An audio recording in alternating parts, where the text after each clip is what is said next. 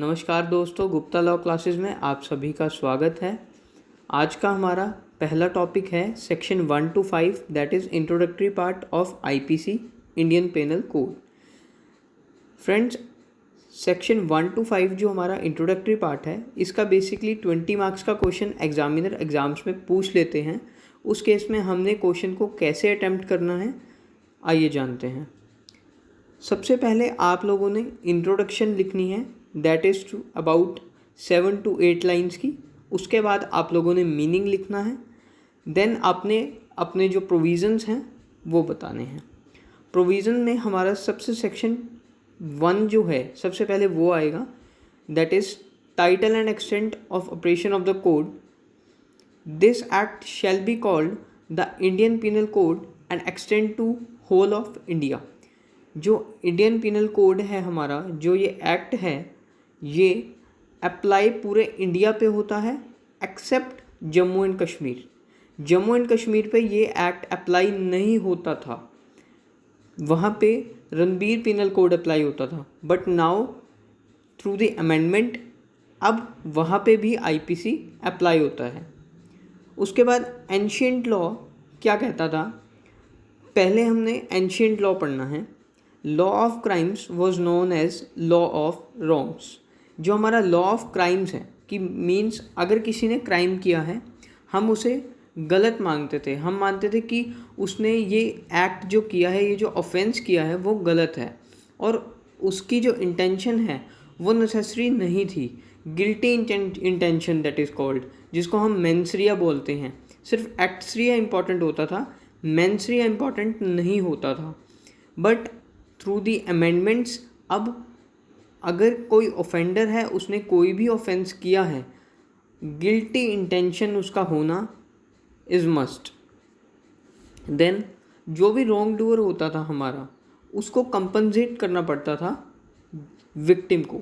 Victim means जिसके साथ वो क्राइम हुआ है, एक्चुअली में जिसने सफ़र किया है। देन थ्रू द टाइम फिर हमने मोहम्मदन क्रिमिनल लॉ को अडॉप्ट किया। मोहम्मदन क्रिमिनल लॉ क्या बोलता था कि इंडियन कोर्ट्स जो हैं वो कुरान और हदीस के बेस पे चलेंगे। उन्होंने क्राइम्स को 2 पार्ट में डिवाइड कर दिया था, क्राइम्स अगेंस्ट गॉड और क्राइम्स अगेंस्ट मैन, राइट। अब जो लोग क्राइम करते थे उन्हें पनिशमेंट देते थे। कौन देता था? जो हमारे सोसाइटी है वो पनिशमेंट देते थे, राइट। देन हमने इंग्लिश क्रिमिनल लॉ को अडॉप्ट किया कुछ टाइम बाद। इंग्लिश क्रिमिनल लॉ क्या बोलता था कि जितने भी डिफेक्ट्स थे ना, मोहम्मदन लॉ जो हमने अडॉप्ट किया था, वो इंग्लिश लॉ ने रिमूव कर दिए और अपनी थ्योरी में ये बात बोली कि जो भी क्रिमिनल है, जो भी ऑफेंडर है, जो भी क्रिमिनल है, उसको हम इस तरीके से ट्रीट करेंगे कि वो आइंदा उस ऑफेंस को रिपीट ना करे। इसके लिए हमने कमीशन अपॉइंट की इन 1834, राइट। फिर बात करते हैं सेक्शन 2 की, punishment of offences committed with in India. कि कोई भी ऑफेंस अगर इंडिया के अंदर हो रहा है, दैट डजेंट मैटर कि वो इंडियन सिटीज़न कर रहा है या कोई फॉरेनर कर रहा है। अगर कोई फॉरेनर भी कर रहा है, हमारे इंडिया में कोई भी क्राइम कर रहा है, वट एवर इट इज़, चोरी है, डकैती है, मारपीट है, कुछ भी है, अगर वो इंडिया के अंदर कर रहा है, इंडिया की टेरिटरी के अंदर कर रहा है, तो he will be punishable, right. पर हमने इसके लिए कुछ एक्सेप्शंस ली हुई हैं। कुछ एग्जम्प्टेड पर्सन्स हैं जिनको क्राइम करने के बाद भी पनिशमेंट आईपीसी के तहत नहीं मिलेगी। वो कौन कौन लोग हैं? पहले फॉरेन आर्मी, आप देख सकते हैं स्क्रीन पर।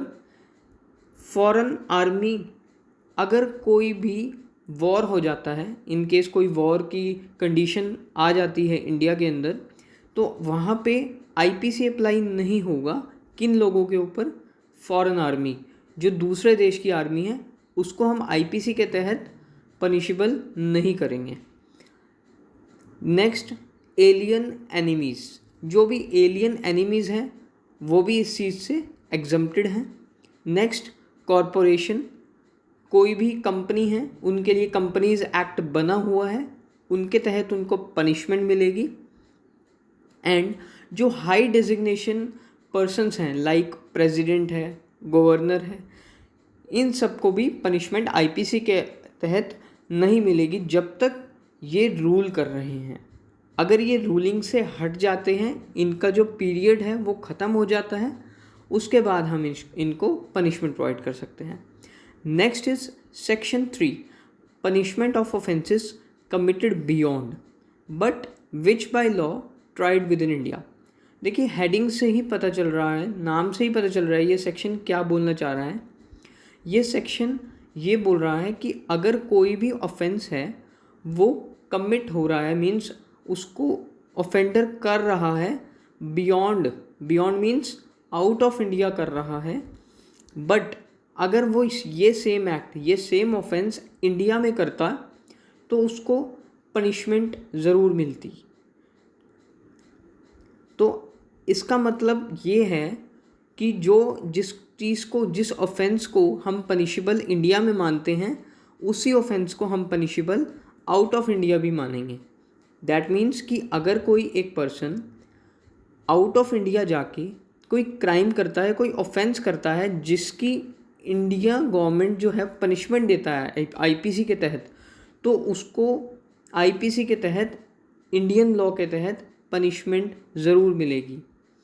Any person liable by any Indian law shall be dealt according to the provisions of this code for committing an act outside India।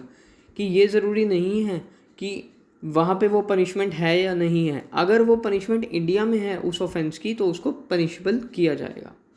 Next is section 4, extension of code to extra territorial offences. देखिए दोस्तों, extra territorial offences की बात की है इन्होंने कि अगर कोई भी इंडियन सिटीज़न है वो इंडिया से बाहर जाके कोई भी क्राइम करता है, या कोई भी पर्सन है इंडिया का वो इंडियन शिप जो रजिस्टर्ड है इंडिया के अंदर वो शिप पे क्राइम करता है उस शिप के ऊपर, या कोई भी पर्सन कोई भी ऑफेंस करता है, टारगेट करता है कहाँ पर, कंप्यूटर रिसोर्स पे, तो वो कंप्यूटर रिसोर्स कहाँ पे है, लोकेटेड कहाँ पे है, इंडिया में। इंडिया में उस कंप्यूटर रिसोर्स का होना ज़रूरी है, राइट, तो वो पनिशेबल होगा। Next is section 5, certain laws not to be affected by this act. अब हमने ये जो सेक्शन 1 to 4 पनिशमेंट्स पढ़ी कि किस किस को किस किस तरीके से पनिशमेंट मिलेगी, अब कुछ लोगों को एग्जम्प्ट किया हुआ है। जैसे इस हेडिंग से ही आपको पता चल रहा है कि certain laws not to be affected by this act, an act which includes mutiny and desertion of officers. Like अगर कोई सोल्जर है, कोई एयरमैन है जो गवर्नमेंट सर्विसेज में है, तो वो इस एक्ट से एग्जम्प्टेड हैं। अगर वो कुछ भी क्राइम करते हैं तो उन्हें इस एक्ट के अकॉर्डिंग पनिशेबल नहीं किया जाएगा, उनके लिए अलग पनिशमेंट्स इंडियन गवर्नमेंट ने स्पेसिफाइड की हुई हैं। तो सेक्शन 1 to 5 का हमारा जो फर्स्ट क्वेश्चन है जो 20 मार्क्स के अंदर पूछ लेते हैं एग्ज़ाम्स में, वो हमारा ख़त्म होता है। देखिए दोस्तों, कोई भी अगर आपको 20 मार्क्स का क्वेश्चन अटैम्प्ट करना है तो सबसे पहले आपको 7 to 8 लाइन्स की इंट्रोडक्शन देनी मस्ट है। उसके बाद आपने मीनिंग देना है। देन आपसे कुछ भी कैरेक्टरिस्टिक्स पूछी हैं या इंग्रेडिएंट्स पूछे हैं, एडवांटेजेस पूछी हैं या प्रोविजंस पूछे हैं, कुछ भी पूछा है तो वो आपने फिर डालना है। और लास्ट में कंक्लूज़न लिखना मत भूलिएगा। कंक्लूज़न लिखना इज़ मस्ट। अगर आपको 20 में से आउट ऑफ 20 आपको 19 या 18 मार्क्स चाहिए तो इंट्रोडक्शन स्टार्टिंग में और एंड में कंक्लूज़न लिखना मत भूलिएगा।